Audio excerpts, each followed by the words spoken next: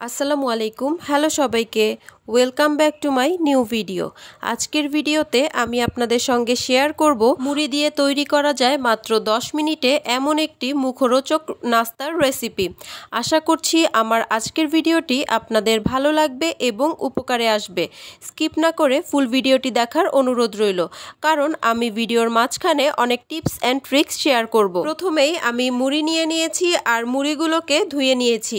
খুব বেশি সময় নিয়ে মুড়িগুলো ধোয়া যাবে না, মাত্র একবার ধুয়ে নিলেই যথেষ্ট। মুড়িগুলোকে খুব বেশি সময় নিয়ে ধুলে মুড়িগুলো নরম হয়ে যাবে, সেই ক্ষেত্রে রেসিপিটা কিন্তু খুব বেশি একটা ভালো হবে না। মুড়িগুলো আমি ধুয়ে নেওয়ার পরও মুড়িগুলো আস্ত রয়েছে, বোঝাই যাচ্ছে না যে এগুলো পানি দিয়ে ধোয়া হয়েছে। এর কারণ হলো আমি মুড়িগুলো খুব অল্প সময়ের মধ্যে ধুয়ে নিয়েছি, যাতে অতিরিক্ত নরম না হয়ে যায়। এরপর আমি মুড়ির পানিটা ভালোভাবে ছেঁকে নিয়েছি। এরপর এর মধ্যে অ্যাড করে দিয়েছি পেঁয়াজ কুচি, কাঁচামরিচ কুচি, ধনেপাতা কুচি, হলুদের গুঁড়া, মরিচের গুঁড়া, স্বাদ মতো লবণ, ভাজা জিরার গুঁড়া, ধনিয়ার গুঁড়া আর সেই সঙ্গে ম্যাগি মশলা অ্যাড করেছি। এখন আমি সবগুলো উপকরণকে একসঙ্গে খুব ভালোভাবে মিক্স করে নিব। এই ধরনের আরও নিত্য নতুন ইউনিক অ্যান্ড ইজি রেসিপি পেতে আমার চ্যানেলটিকে সাবস্ক্রাইব করতে ভুলবেন না। যারা কাজটি অলরেডি করে ফেলেছেন তাদেরকে অসংখ্য ধন্যবাদ।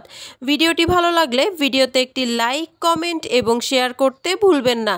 আপনাদের এক একটি লাইক, কমেন্ট এবং শেয়ার আমাকে নতুন নতুন আরও অনেক ভিডিও করার উৎসাহ যোগায়। মিক্স করার সময় সামান্য একটু পানি অ্যাড করতে পারেন, কিন্তু খুব বেশি পরিমাণে পানি অ্যাড করা যাবে না। এরপর যখন দেখবেন সব কিছুকে খুব ভালোভাবে মুড়ির সঙ্গে মিক্স করা হয়ে গেছে, তখন এখানে অ্যাড করতে হবে ডিম। আমি এখানে যতটুকু পরিমাণে মুড়ি নিয়েছি এই অনুপাতে একটা ডিমই যথেষ্ট। আপনাদের মুড়ির পরিমাণ যদি আরও বেশি হয়, সেই ক্ষেত্রে আপনারা ডিমের পরিমাণটাও বাড়িয়ে দিতে পারেন। এরপর মুড়ি এবং সমস্ত মশলার সঙ্গে ডিমটাকে খুব ভালোভাবে মিশিয়ে নিতে হবে। যখন দেখবেন ডিমটা খুব ভালোভাবে মিশিয়ে নেওয়া হয়ে গেছে, ওই পর্যায়ে এর মধ্যে অ্যাড করতে হবে বেসন। এখানে আপনারা একবারে অনেকগুলো বেসন অ্যাড করবেন না, অল্প অল্প করে বেসন অ্যাড করতে হবে। বেসনের সঙ্গে আমি এখানে আরও অ্যাড করছি কর্নফ্লাওয়ার। আপনাদের কাছে যদি কর্নফ্লাওয়ার না থাকে, সেই ক্ষেত্রে আপনারা এখানে চালের গুঁড়া ব্যবহার করতে পারেন। এখন আবারও সব কিছুকে একসঙ্গে খুব ভালোভাবে মিক্স করে নিতে হবে। আর আপনারা ভাবতে পারেন যে সব কিছু একসঙ্গে অ্যাড করে একসঙ্গে মিক্স করে নিলেই তো হয়ে যায়। আসলে সব কিছুরই একটা নিয়ম আছে, এভাবেই আপনাকে ধাপে ধাপে সব কিছুকে অ্যাড করতে হবে এবং মিক্স করতে হবে। সব কিছু যখন খুব ভালোভাবে মিক্স করা হয়ে যাবে, তখন দেখবেন যে শেপ দেওয়া যাচ্ছে কি না। আপনারা আপনাদের পছন্দের শেপে নাস্তাটা বানিয়ে নেবেন। আপনারা চাইলে গোল করেও বানাতে পারেন অথবা চ্যাপ্টা করেও বানাতে পারেন। আমি এখানে লম্বা করে বানিয়ে নিচ্ছি।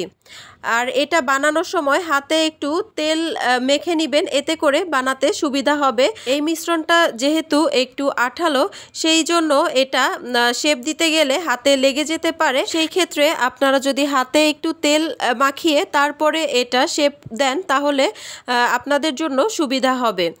এরপর সবগুলো যখন বানানো হয়ে গিয়েছে, এখন আমি ভেজে নিব। প্রথমেই আমি তেল গরম করে নিলাম। এরপর আমি যখন তেলটা হালকা গরম হয়ে আসবে, তখন একে একে সবগুলো দিয়ে দিব। এই ক্ষেত্রে তেলটা খুব বেশি গরম করার প্রয়োজন নেই।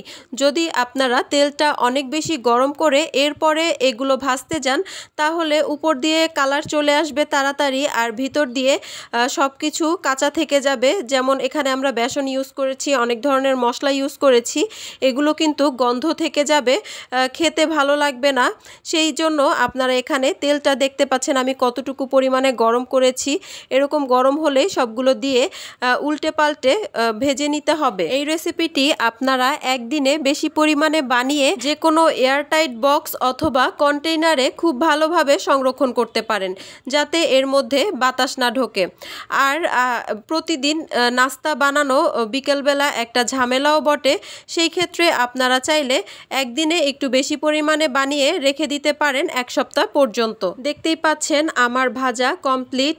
কি সুন্দর কালার চলে এসেছে। এখন আমি সবগুলোকে তুলে নিচ্ছি। এই নাস্তার আইটেমটি আপনারা টমেটো সস অথবা চিলি সস দিয়ে পরিবেশন করতে পারেন। সস দিয়ে খেতে কিন্তু খুবই মজাদার হয়ে থাকে। আপনারা অবশ্যই একবার হলেও বাসায় ট্রাই করবেন এবং আমাকে কমেন্ট করে জানাতে ভুলবেন না। আমার আজকের ভিডিওটি এই পর্যন্তই। সবাই ভালো থাকবেন, সুস্থ থাকবেন। আল্লাহ হাফেজ। Thanks for watching.